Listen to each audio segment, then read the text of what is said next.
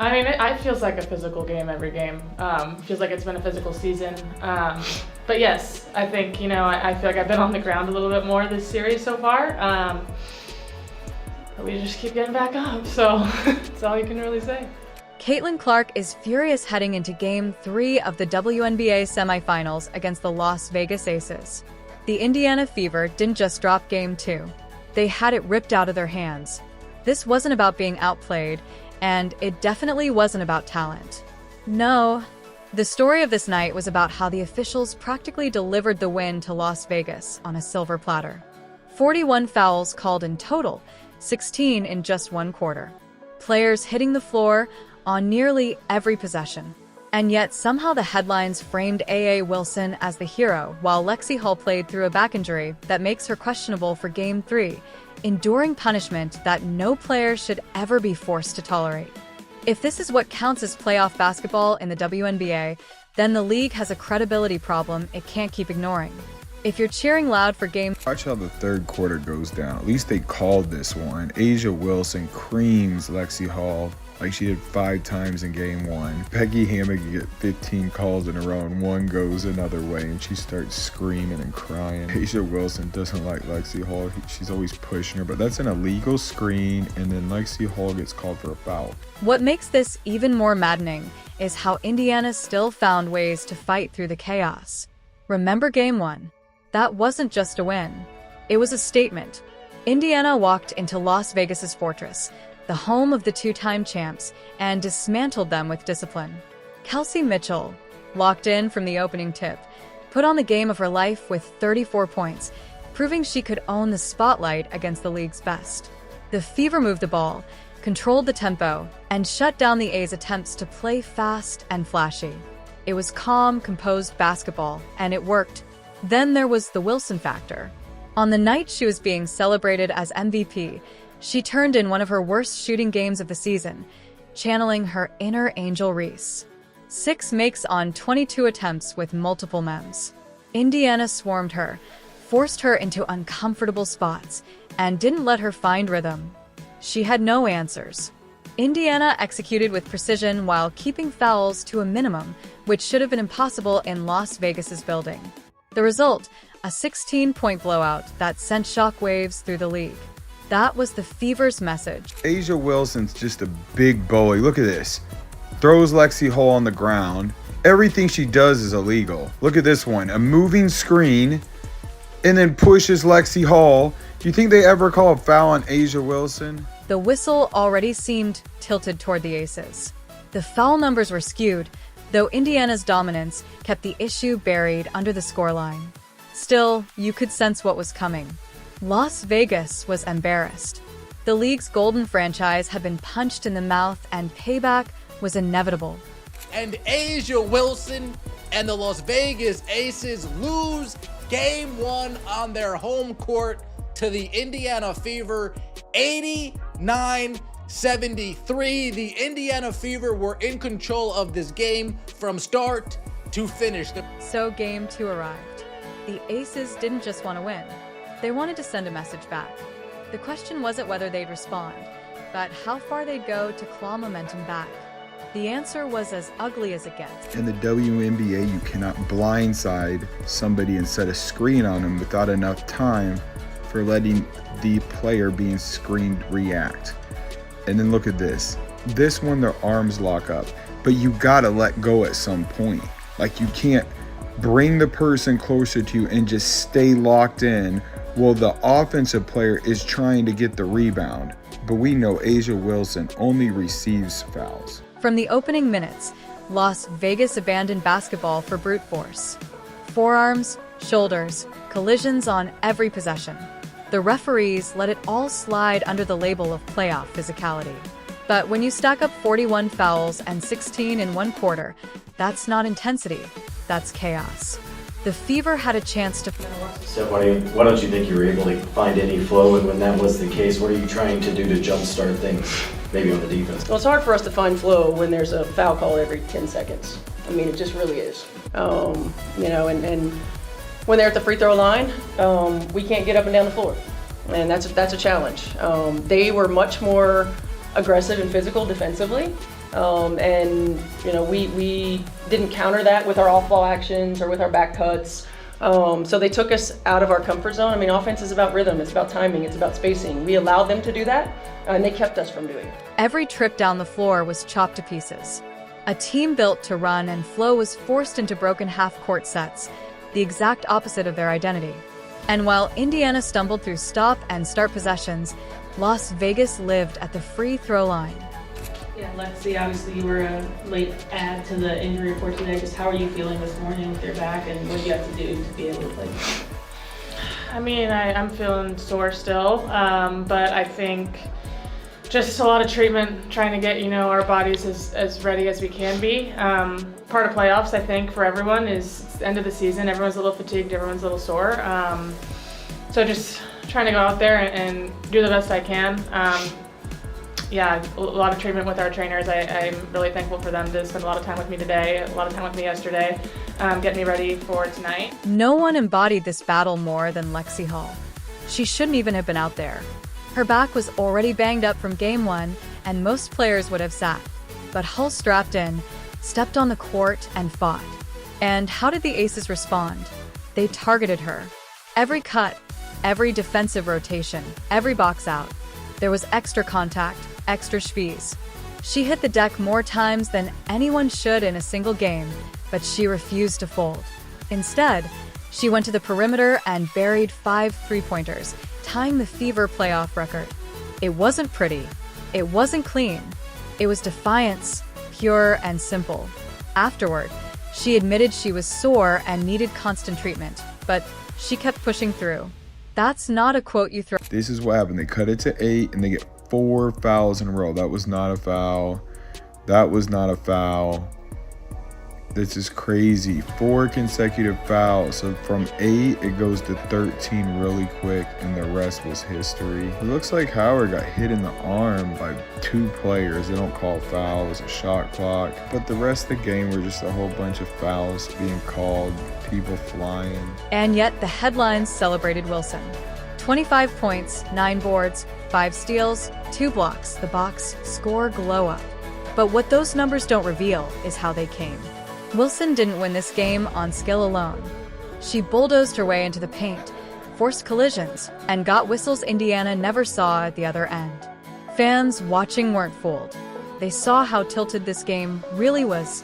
Yeah, I mean, it's how you look at it. It looks, honestly, by some of the fouls and the way it was going, it looks like we were almost too physical, but yet at the same time, I feel like we have to be able to get that on the other end. I think, you know, sometimes when you just look at the game as a whole, when you look at the way that it works, sometimes you manipulate it to different ways and you have smaller matchups. So, I mean, I just don't think it's really possible all the time for some of those smaller matchups to really do such a clean job of that. But hey, I'm here to hoop, so none of my business. Aaliyah Boston lived that tilt firsthand. 13 rebounds and 10 points look respectable, but those numbers don't tell the story of constant elbows, shvees, and no calls. Every board she grabbed was a war. Every shot attempt was contested with more body than ball. This is a third-year player being treated like a crash test dummy. And instead of breaking, she kept competing. Her line looked steady, but in reality, Hull kept her out of that space as much as she would have wanted to. She did end up with 19 points. 7-0. Aces run has been stopped. Sim. And then came Lexie Hull. Vegas may have succeeded in erasing Mitchell, but they couldn't erase Hull. This was a player who was questionable to even suit up after her back injury in Game 1. Yet, she not only played, she tied a franchise playoff record with 5 threes. Each shot was a dagger. A reminder that Indiana wouldn't fold no matter how ugly things got. Hull didn't just survive. She swung momentum, forcing Vegas to respect her shooting even as she winced with every fall to the hardwood. That's toughness you can't fake. That's the tragedy of Game 2. The Fever didn't get beat. They got dragged into a mud fight they never signed up for. Their resilience showed in Hull's shooting, Boston's rebounding, Sim's drives, but each spark was smothered by whistles and Vegas's brute force. The Aces didn't expose Indiana's weaknesses. They leaned on foul-heavy chaos, and the referees backed them up. And here's what everyone should be asking. If Vegas needed both the officials and dirty play to scrape out a win at home, What happens when the series shifts to Indiana? What happens when the Fever return to Gainbridge Fieldhouse with their crowd behind them burning with anger over how Game 2 unfolded? Because, let's be real, this wasn't proof of the A's greatness. It was proof of their desperation. If the referees tilted Game 2 toward Las Vegas with 41 fouls and endless stoppages, the other factor that swung the game was strategy. Specifically, how did the Aces completely neutralize Kelsey Mitchell after she exploded for 34 in Game 1? That's the real tactical story. In the opener, Mitchell torched them from everywhere. Catch and shoot threes, hesitation drives, mid-range pull-ups, even fearless attacks at the rim. Vegas had no answer. But by Game 2, she was smothered. Held to just 13 points, she didn't suddenly forget how to score. This was the result of a focused, Step on that note with Kelsey just having a little bit of a, they were able to contain her a little bit more. How did you feel like they were able to be successful in that regard? I mean, the physicality won. She's like a little pinball. I know that the museum's right down the street, so sometimes I feel like she's getting. Tie hole kept her out of that space, as much as she would have wanted to. She did end up with nice to 70. Ace's run has been stopped. Sims and Odyssey. Sims deserves credit, too. She poured in 18 points, often while dribbling through double teams, absorbing hacks, and trying to create something out of broken possessions. Every time she found a rhythm, the whistle blew to stop the play. Every time Indiana had momentum, a foul call reset the game. Sims' buckets weren't just points. They were small rebellions against a game out of control, that's for sure. I mean, you can bump and grab a wide receiver in the NFL for those first 5 yards, but you can do it in the W for the whole half court. You put two hands on somebody like that, it should be an automatic foul. They have the freedom of movement. Freedom of movement. There's no freedom. And I'm not saying that we're not fouling too. I'm not saying that. I'm saying it's out of control. What's wild is even Becky Hammond, Vegas's coach, admitted afterward she wasn't thrilled with how rough the game had become. Imagine that. Her team benefited from the whistle, from the stop and start chaos that shattered Indiana's flow. And yet, she still expressed frustration at the level of physicality. That detail matters because it proves what everyone watching could see. The outcome wasn't built solely on smart adjustments. It was shaped almost entirely by the officiating, which allowed, and in some cases rewarded, the A's hyper-physical approach. Inside, Aaliyah Boston was still grinding. She finished with another double-double, 10 points, 13 boards, but those numbers don't show the pounding she absorbed. Every rebound was contested with shvees to the back or arms across the body. Every post-up turned into a wrestling match.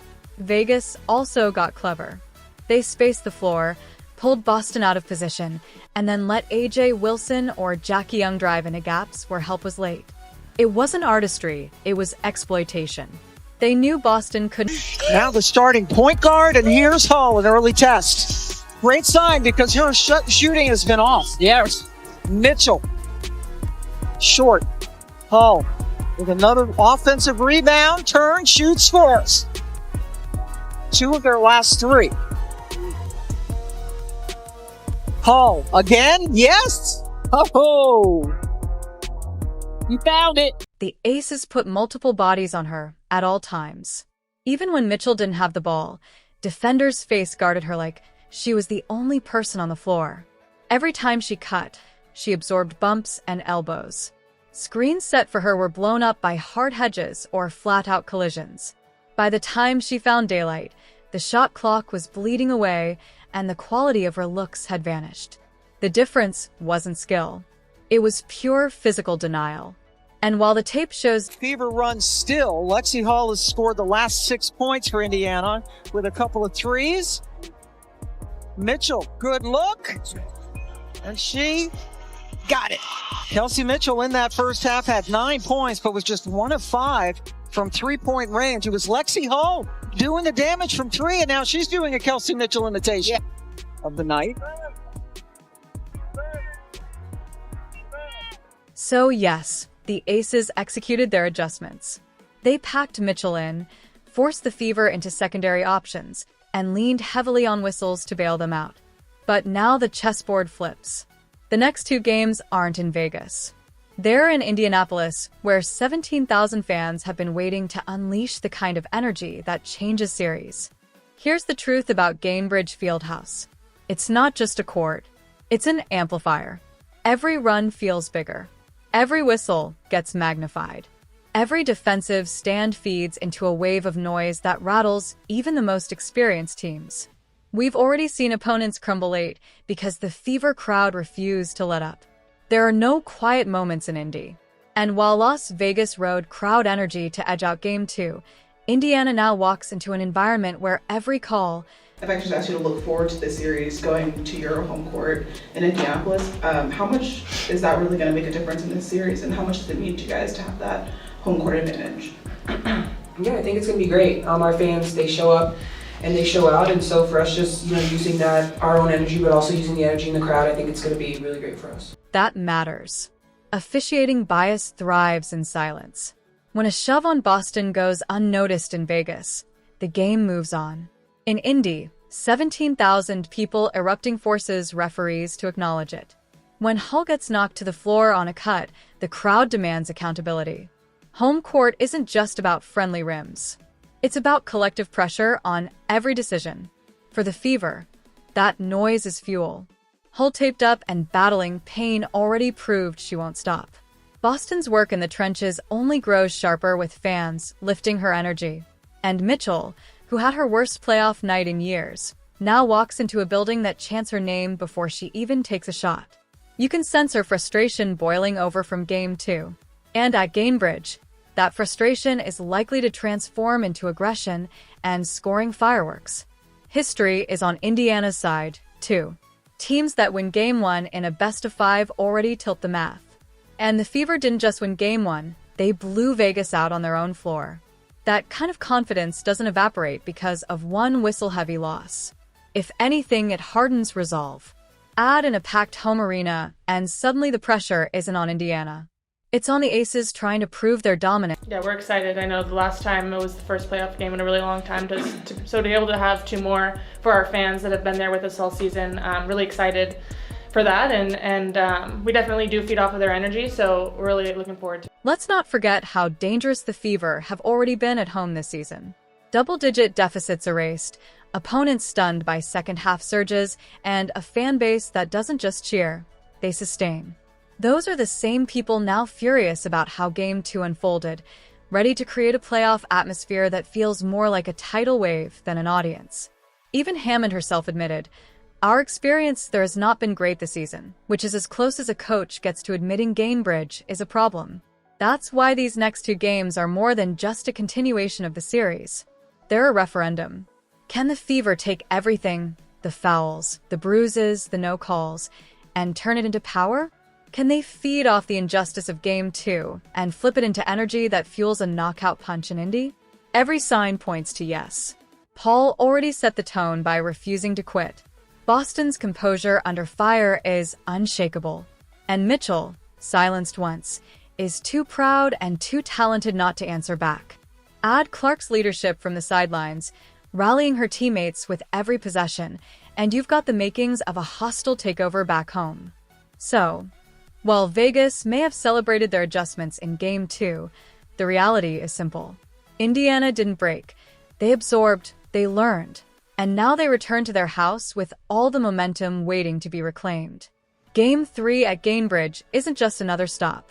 It's the pivot point. The Fever aren't coming home to survive.